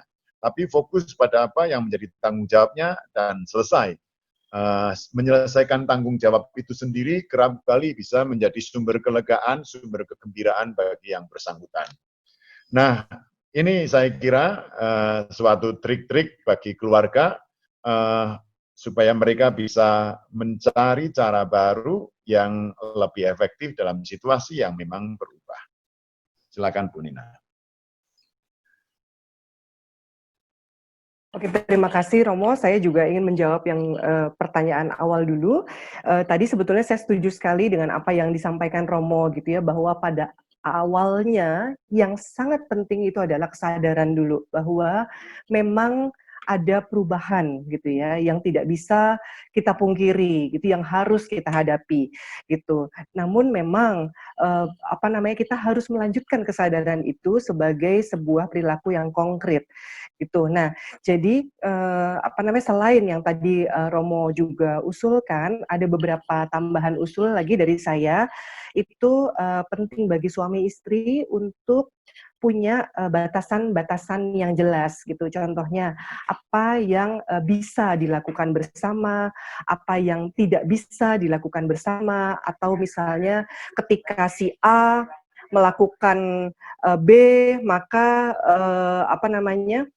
jika A melakukan B, maka misalnya si A melakukan sesuatu, maka si pasangannya tidak boleh melakukan apa gitu, misalnya kayak gitu ya, gitu. Nah, terus kemudian penting sekali karena kita tahu bahwa ini ada perubahan gitu ya, maka bagaimanapun perlu ada komunikasi, dan setelah komunikasi itu berjalan perlu ada kesepakatan baru gitu. Contohnya, kalau tadinya misalnya katakanlah kesepakatan untuk kamu yang nyuci piring, saya yang ngepel lantai gitu, itu bisa berjalan dengan baik-baik saja. Namun bisa saja saat ini nggak bisa seperti itu gitu. Maka buatlah kesepakatan baru yang mungkin berbeda daripada sebelum-sebelumnya, dan nggak apa-apa, dan lakukan itu gitu. Nah, walaupun sekarang semua hanya di rumah saja, tetap penting punya me time gitu. Me time ini memang jadi sesuatu yang sangat sulit sesungguhnya gitu ya bagi pasangan gitu pada saat ini. Namun kalau misalnya pun tidak bisa menemukan ruang berbeda, misalnya karena rumah tuh hanya satu petak gitu ya, itu nggak apa-apa juga. Sampaikan kepada pasangan gitu ya bahwa sebentar, saya butuh tidak diganggu dulu gitu ya. Ya nggak usah lama-lama lah, 5 menit, 10 menit gitu, itu akan juga sangat membantu kok, gitu. Kalau tidak memungkinkan, maka mungkin di waktu yang berbeda, contohnya bangun lebih pagi atau mungkin tidur lebih malam untuk mendapatkan sedikit bonus gitu. Itu tuh akan memperkuat kita sendiri sehingga bisa lebih nyaman gitu. Pada dasarnya ketika kita tuh punya ruang gitu ya di dalam kalau misalnya kita tuh kayak udah ngosongin gitu emosi-emosi kita yang negatif, maka emosi positif itu akan bisa dengan cepat datang kembali gitu. Nah, terus kemudian banyak sekali pasangan yang memang tuh hanya berdua saja.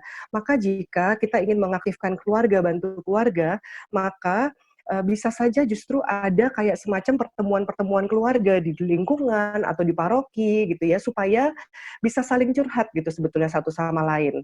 Ini juga akan saya usulkan kepada mereka yang ingin membantu anak-anak gitu. Jadi bisa saja kita tuh bikin kayak semacam kayak tadi tuh curhat bersama yuk gitu. Nah, waktu itu saya kebetulan anak-anak saya sempat gitu mengikuti salah satu sesi curhat bersama yang dilakukan oleh mahasiswa psikologi UI gitu pada saat itu gitu ya. Jadi banyak di antara peserta ya, anak SMP dan SMA waktu itu mereka mengikuti gitu. Mereka cerita, dan setelah itu mereka mendapatkan ide-ide bagaimana bisa menyelesaikan masalah mereka, dan itu memberikan kelegaan juga gitu bagaimanapun kepada anak-anak ini bahwa ada nih orang lain yang mau mendengarkan mereka gitu. Nah, di luar itu kepada anak-anak sih kita bisa membantu dengan memberikan beragam ide aktivitas. Jadi kita tahu bahwa cukup banyak anak tuh yang sampai bosen banget ya, seharian tuh dia mungkin main game terus gitu ya. Jadi daripada dia sekedar main game saja, maka berikan ide-ide aktivitas yang berbeda yang mudah gitu untuk dilakukan. Jadi katakanlah dia misalnya bermain bola gitu, maka bola ini sebetulnya bisa divariasikan dengan segala cara gitu, di dribble atau dilempar ke atas atau ditendang atau ditaruh di kepala supaya mereka mencoba berjalan gitu ya dengan bola gitu ya, atau dikempit di kaki gitu ya, terus kemudian mereka melompat-lompat dengan bola. Itu baru dengan bola gitu ya, tapi kita bisa memvariasikan berbagai macam ide kegiatan, walaupun mungkin alatnya ya itu saja sebetulnya gitu ya, jadi variasikan saja gitu. Itu mungkin untuk pertanyaan pertama. Apakah langsung lanjut untuk yang sangat ketakutan dan jatuh sakit, Bu Catherine? Langsung lanjut. Oke. Untuk yang tadi ya, jika memang ada keluarga yang, kita tahu gitu ya, mereka tuh sangat-sangat ketakutan gitu ya, ketakutan tertular gitu ya, kan, jadi kita bisa melihat ya, apakah misalnya tetangga kita atau orang lingkungan kita itu sangat takut gitu ya, misalnya ketika mereka tuh betul-betul melakukan withdrawal, penarikan diri, tidak mau ketemu sama orang lain.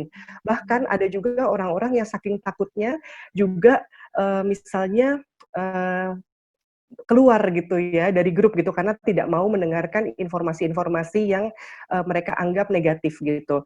Nah, eee, jika kita menemukan keluarga-keluarga semacam itu, maka, eee, pertama kita mesti memastikan bahwa keluarga ini memang berada di tempat yang aman gitu ya. Jadi mungkin kalau ini memang adalah orang yang separoki sama kita, kita tahu mereka tinggal di mana gitu ya dan kita dengar-dengar, "Oh itu kok ternyata, sangat menutup diri ya," gitu ya. Kita pastikan bahwa mereka memang, ada di situ gitu ya, terus kemudian, apakah mereka sakit dan lain sebagainya gitu. Nah, terus kemudian jika memungkinkan memang, dijangkau gitu. Dijangkau itu bisa misalnya kita chat gitu ya, entah WhatsApp atau apa gitu ya, atau memang sekedar berkunjung.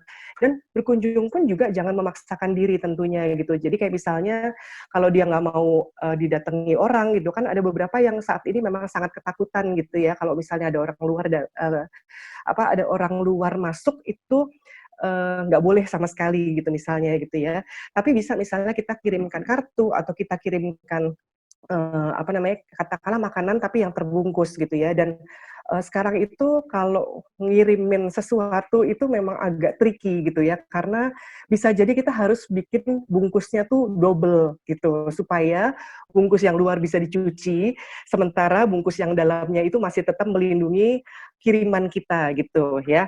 Nah, jadi, itu lebih, untuk menunjukkan bahwa kita punya perhatian gitu sebetulnya kepada keluarga ini. Dan ketika dia sudah merasa nyaman gitu ya dengan sapaan kita, tentunya, kita bisa menawarkan bantuan lain gitu, apakah mau bercerita gitu misalnya, atau, katakanlah ya, dia mungkin benar-benar, tegang sekali gitu.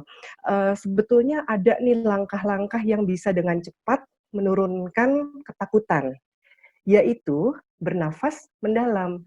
Gitu. Jadi, kalau kita cermati, orang-orang yang mengalami ketakutan luar biasa, itu, biasanya nafasnya kemudian jadi lebih pendek-pendek, gitu ya. Kalau kita hitung 1 menit itu bisa lebih dari 25 nafas bahkan. Jadi 1 kali nafas itu, tarik nafas, terus turun kembali gitu ya, itu kan 1 nafas. Pada mereka yang ketakutan sekali itu bisa dalam 1 menit lebih dari 25 nafas gitu. Nah, bantu mereka yang sampai ketakutan seperti ini untuk menghitung nafasnya, kemudian bantu untuk menenangkan nafasnya gitu ya. Jadi, kita bisa memandu misalnya lewat telepon, tarik, lepaskan. Gitu ya, secara perlahan, itu berulang kali, gitu. Terus kita tanya, "Udah berapa nafas per menit?" Gitu misalnya. Nah, sesungguhnya dari langkah yang simpel itu saja, kita kan bisa kayak, melapangkan dada gitu ya, gitu. Dan kemudian, ketika kita bisa bernafas dengan lebih tenang, maka oksigen itu juga akan masuk ke dalam otak kita gitu, sehingga kita bisa kembali berpikir. Dan biasanya banyak sekali, keluhan fisik itu juga menjadi sembuh ketika psikosomatis itu juga menghilang gitu ya. Jadi kalau tadi ya kondisi ketika kita nafasnya jadi jauh lebih cepat, terus kemudian tegang dan lain sebagainya gitu ya, seringkali itu juga menjadi psikosomatis dan itu bisa menimbulkan betul-betul sakit fisik yang kemudian bisa kita kurangi sebetulnya dengan teknik bernafas dalam tadi. Ada beragam lagi teknik, untuk mengurangi, mungkin kapan-kapan kita bisa, cerita-cerita lagi lebih lanjut, tapi itu akan sangat bisa membantu keluarga-keluarga yang mengalami ketakutan luar biasa.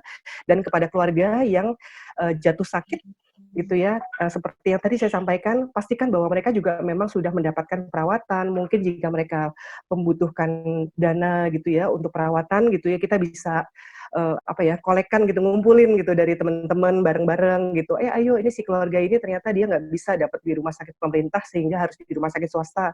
Ternyata biayanya besar, ayo kita bantu gitu, misalnya seperti itu gitu. Tapi adanya kesatuan ini bukan hanya sekedar uangnya saja gitu ya, itu akan sudah sangat terasa membantu gitu secara psikologis. Gitu. Itu mungkin Saya Romo mau tambahkan. menambahi? Oke, saya tambahkan pada yang takut. Selain pada pelatihan pernafasan dalam, ada hal lain yang barangkali perlu diketahui oleh yang takut. Ada dua kategori, takut dan depres. Kedua-duanya ini penyakit mood, tetapi sebenarnya ada dalam kondisi kurang lebih mirip. Orang yang depres itu fokusnya pada masa lampau, pada apa yang sudah terjadi, yang membebani, yang merusak, atau yang menggagalkan. Orang ini seperti tak bisa melepaskan masa lampaunya. Kalau orang takut, dikuasai, dikendalikan oleh masa depannya. Pikirannya ialah, kayak atau what if, jangan-jangan akan terjadi sesuatu buruk yang akan menimpa saya. Ini orang yang takut itu berpikirnya ke sana. Pikirannya mendahului, gitu ya, tentang hal-hal buruk. Jadi takut itu pada dasarnya adalah memikirkan hal-hal buruk yang mungkin terjadi pada orang yang bersangkutan. Maka timbullah rasa takut, khawatir pada dirinya. Nah, yang tadi, kalau yang takut itu orientasinya ke depan, masa depan, kalau orang yang stres berat, depresi itu orientasinya ke masa lampau. Kedua-duanya sama, kehilangan masa sekarangnya. Tidak mampu untuk menikmati momen by momen. Karena kalau yang takut itu ngelantur, liar sekali tentang hal yang buruk, yang depres itu ke masa lampaunya. Nah, karena yang sehat itu adalah yang hilangkan, stay in the moment, maka di samping tadi, nafas dalam itu kalau sudah jernih, bantu yang takut itu untuk fokus pada masa sekarangnya, pada apa yang sedang dibuatnya. Dan kerap kali mereka akan sangat bisa terbantu stay in the moment, fokus pada masa sekarang, kalau mereka menggunakan panca inderanya dengan baik. Melihat, memahami apa yang dilihatnya. Jangan berpikir yang lebih dari itu, hanya apa yang dilihat, apa yang didengar, apa yang dirasakan. Nah, kalau dia bisa fokus pada apa yang terjadi sekarang, maka pikiran-pikiran yang buruk yang akan terjadi itu akan berhenti. Syukur-syukur pada yang sekarang itu adalah suatu kegiatan-kegiatan yang memberikan kegembiraan bagi dia. Maka pada waktu itulah dia akan semakin kehilangan pikiran-pikiran yang memberatkan, yang menakutkan, atau pikiran buruk yang akan terjadi, ini akan hilang. Dengan hilangnya pikiran yang buruk yang akan terjadi, maka ketakutannya juga perlahan-lahan akan menghilang dan mengendor. Dan baru diikuti dengan apa yang tadi sudah diungkapkan oleh Bu Nina. Ini untuk yang ketakutan. Demikian juga sebenarnya yang kalau ternyata ada yang stres berat, depres ya, itu fokusnya pada masa lampau selalu.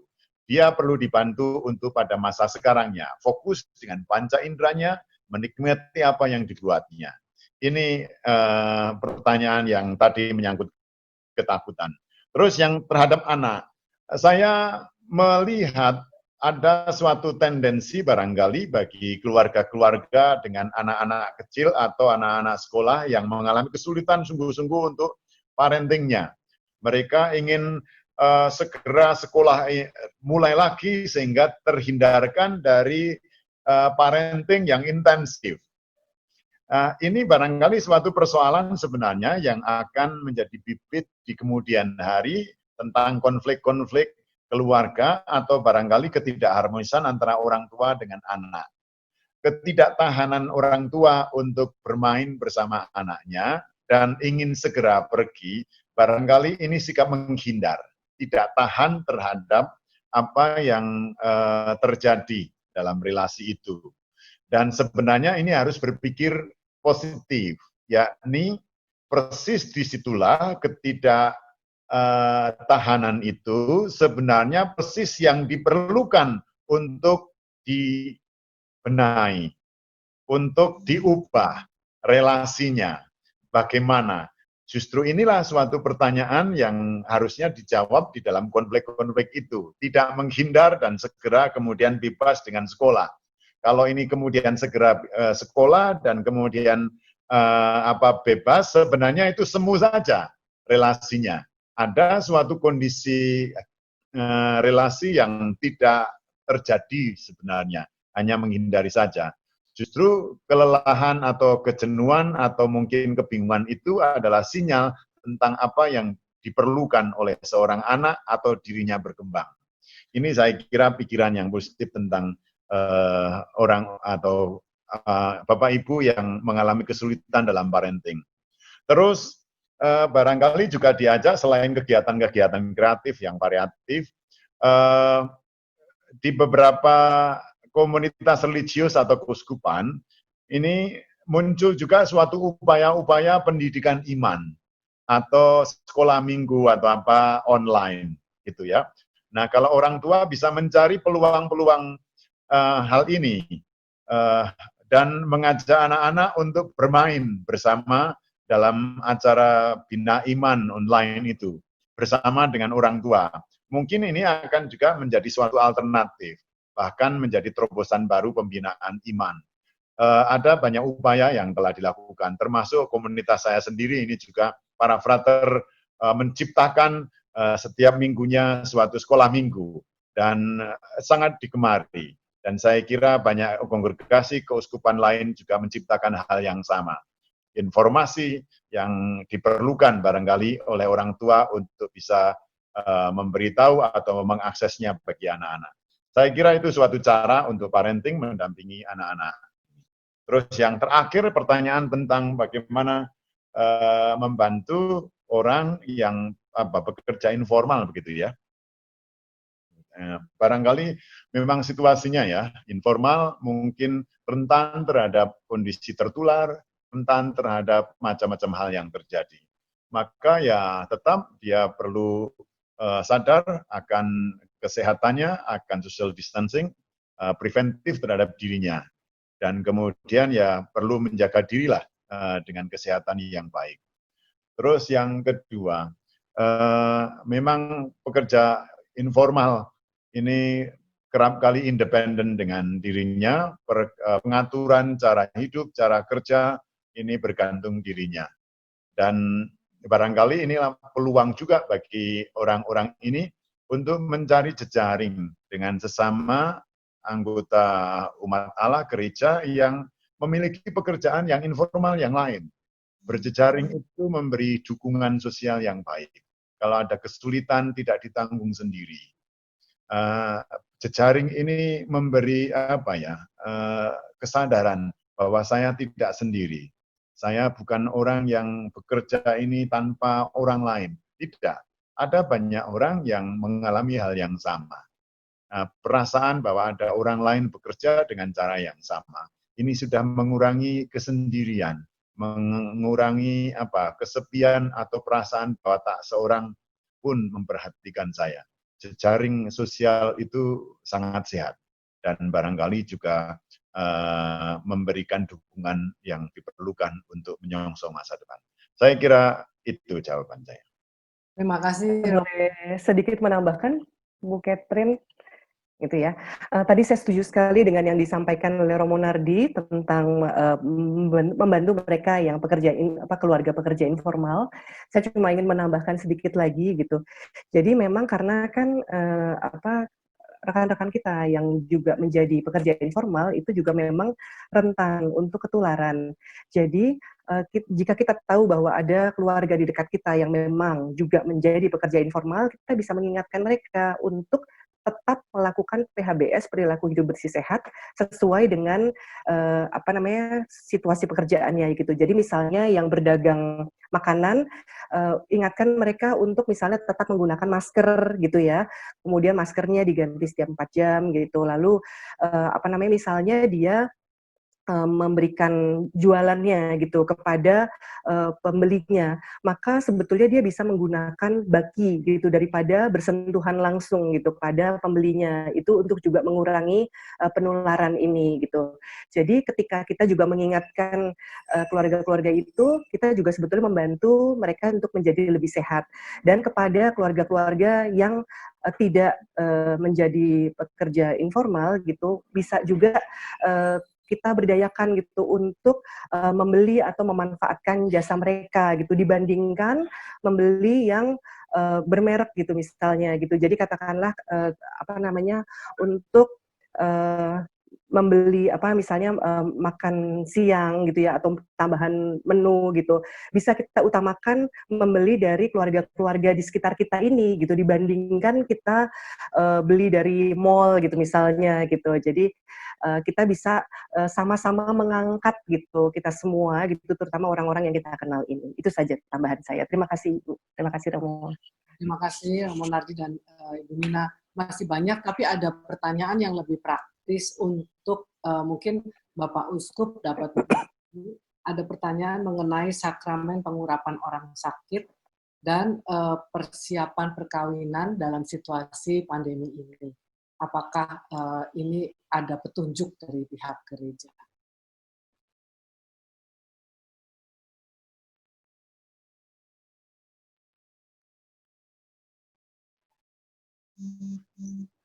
Monsinyur punya mesti di unmute. Ya, oke, bisa. Ya, sepertinya sudah dibicarakan ketika awal-awal semua, ketika mulai pandemi ini masuk, termasuk kesepakatan bersama antara para uskup dan juga dari Paus sendiri, walaupun tetap bisa live streaming itu ada bahayanya juga. Tapi paling tidak kita tetap melayani sesama, kita tetap melayani umat kita, tetapi dengan aturan-aturan sebagai yang sudah ditetapkan. Ambil contoh, ketika memberi sakramen orang sakit, itu kalau memang dapat izin dari dokter atau juga dari yang bersangkutan untuk bisa untuk mendapatkan, itu juga bisa, dan juga tetap menjaga dengan masker dan lain sebagainya. Tetapi kalau seandainya itu tidak mendesak dan tidak seperti omnia paratasun segala-galanya sudah disiapkan dari dulu, itu mungkin masih bisa ditunda. Hanya kalau untuk, saya kira untuk sakramen orang sakit dan sebagainya, Paus juga pernah menyampaikan sebenarnya, apapun yang kita juga mohonkan dan sebagainya, kita bisa minta langsung kepada Tuhan. Dan juga pendampingan bagi keluarga-keluarganya di situ. Jadi sebenarnya ini sudah berjalan di semua keuskupan dengan baik, tidak terlalu ditakutkan untuk kalau mendesak itu memang harus menggunakan sakramen minyak orang sakit, atau juga ketika pemakaman itu juga sudah dilakukan. Tapi harus pakai aturan-aturan yang sudah disampaikan tadi oleh yang mempunyai wewenang untuk itu. Itu salah satunya. Lalu yang selanjutnya, kalau masih bisa ditunda dan tidak dipersiapkan sebelumnya, itu ditundalah sebelumnya, ditundalah nanti sampai nanti berjalan lebih lancar lagi dan baik lagi. Saya kira itu untuk yang sakramen. Berarti mengenai persiapan perkawinan? Ya, persiapan perkawinan pun kalau sudah ditentukan sekian lama dan persiapannya juga sudah berjalan tadi, omnia paratasun, semuanya sudah siap. Nah, itu bisa dilakukan seperti di gereja katedral ini di Purwokerto. Kemarin ada satu yang sudah tidak bisa, tapi tetap mengatur jaga jarak, termasuk juga hanya beberapa orang, dan itu bisa dilakukan. Jadi kalau memang sudah mendesak, itu harus dinikahkan atau omnia paratasun tadi. Tapi kalau tidak, sejauh mungkin masih bisa ditunda, ditunda pernikahan.